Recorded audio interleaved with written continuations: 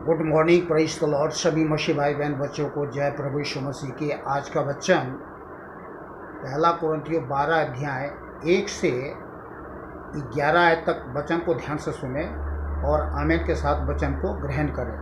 आमेन means होता तथास्तु, अर्थात ऐसा ही हो। हे भाइयों, मैं नहीं चाहता कि तुम आत्मिक वरदानों के विषय में अनजान रहो। आत्मिक वरदान यदि आप जानेंगे, आत्मिक वरदान को जानकर परिपूर्ण होकर के सब बातों के लिए आप तैयार होकर के परमेश्वर की महिमा सेवा कर सकते हैं। तभी कर सकते हैं, नहीं अन्यथा नहीं कर सकते हैं। क्योंकि दुनिया में धोखा देने वाले लोग, मौके का फ़ायदा उठाने वाले लोग बहुत सारे लोग हैं। और विशेष करके हमारा शत्रु शैतान तो उसके बारे में तो आप लोग जानते ही हैं। तो मैं शुरू से आपको पढ़ के सुना दे रहा हूँ, ध्यान से वचन को सुने और समझें। हे भाइयों, मैं नहीं चाहता कि तुम आत्मिक वरदान के विषय में अनजान रहो। तुम जानते हो कि जब तुम अन्य जाति थे तो गूंगी मूर्तियों के पीछे जैसे चलाए जाते थे वैसे चलते थे। इसलिए मैं तुम्हें चेतावनी देता हूँ कि जो कोई परमेश्वर की आत्मा की अगुवाई से बोलता है वह नहीं कहता कि यीशु श्रापित है, और न कोई पवित्र आत्मा के बिना कह सकता है कि यीशु प्रभु है। बहुत सारे लोग, राजनीतिक पार्टी, राजनीतिक दल, पद प्रतिष्ठित लोग हमारे पास आते हैं, कलीसिया में आते हैं, संपर्क करते हैं। वो कहते हैं कि हाँ, प्रभु यीशु ही प्रभु है, हम प्रभु की यीशु के संगति में आना चाहते हैं, प्रभु उद्धार करता है। मुझे पछतावा हुआ है कि हम प्रभु से अलग होकर के जो जीवन जी रहे हैं वो कदाचित अच्छा नहीं है। इसलिए हम प्रभु के चरणों में आए हैं। आप लोग हमारे लिए दुआ प्रार्थना करें कि प्रभु की सेवा हम आत्मा और सच्चाई से कर सके, और बहुत सारे बातें, चिकनी चुपड़ी लुभाने वाली बातें कर सकते हैं। और यह भी कह सकते हैं कि हम राजनीतिक पार्टी में हैं, पॉलिटिक्स में हैं और देश की सेवा करना चाहते हैं, समाज की सेवा करना चाहते हैं। प्रभु यीशु इस दुनिया में आए थे, उन्होंने भी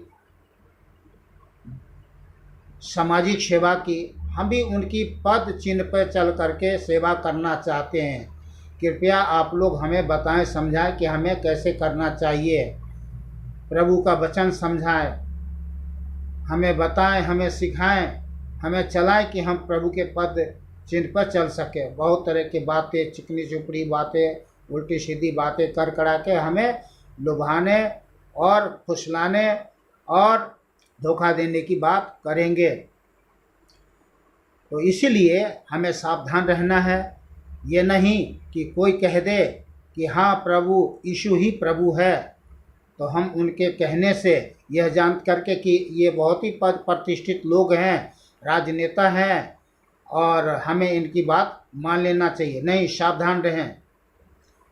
परमेश्वर ने अपनी महिमा के लिए हमको, आपको, हम सबको चुना है, और इस जीवन के द्वारा प्रभु की महिमा हो, न कि किसी पापी पाखंडी का।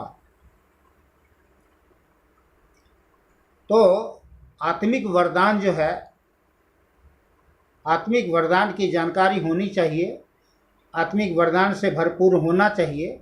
और मैं आगे 4 आयत से आपको वचन पढ़ के सुना देता हूँ, आपको बहुत ज़्यादा समझ में आ जाएगा। तो वचन को ज़रूर सुने, वीडियो को भागा करके ना देखे सुने। वरदान तो कई प्रकार के हैं परंतु आत्मा एक ही है। वरदान कई प्रकार के हैं परंतु आत्मा एक ही है। और सेवा भी कई प्रकार की है परंतु प्रभु एक ही है। और प्रभावशाली कार्य कई प्रकार के हैं। क्या? प्रभावशाली कार्य कई प्रकार के हैं परंतु परमेश्वर एक ही है, जो सब में हर प्रकार का प्रभाव उत्पन्न करता है। किंतु सबके लाभ पहुंचाने के लिए हर एक को आत्मा का प्रकाश दिया जाता है, क्योंकि एक को आत्मा के द्वारा बुद्धि की बातें दी जाती है और दूसरे को उसी आत्मा के अनुसार ज्ञान की बातें, किसी को उसी आत्मा से विश्वास और किसी को उसी एक आत्मा से संगा करने का वरदान दिया जाता है। फिर किसी को सामर्थ्य के काम करने की शक्ति और किसी को भविष्यवाणी की और किसी को आत्माओं की परख और किसी को अनेक प्रकार की भाषा और किसी को भाषाओं का अर्थ बताना। परंतु ये सब प्रभावशाली कार्य वही एक आत्मा कराता है और जिससे जो चाहता है वह बांट देता है। आमीन। इसीलिए हमें आत्मा से, आत्मिक वरदान से परिपूर्ण होकर के सेवा करना है, तब हम बहुत बड़ी धोखे से बच सकेंगे और प्रभु की महिमा, प्रभु की सेवा कर सकेंगे। आमीन। आज के वचन के लिए प्रभु परमेश्वर यीशु को धन्यवाद। खुश रहे, आनंदित रहे, सुरक्षित रहे और भला चंगा रहे। परमेश्वर के लोग हैं।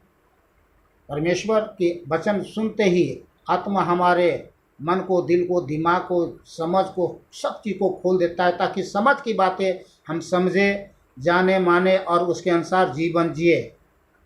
आमीन। फिर से एक बार सभी भाई बहन बच्चों को जय प्रभु यीशु मसीह के।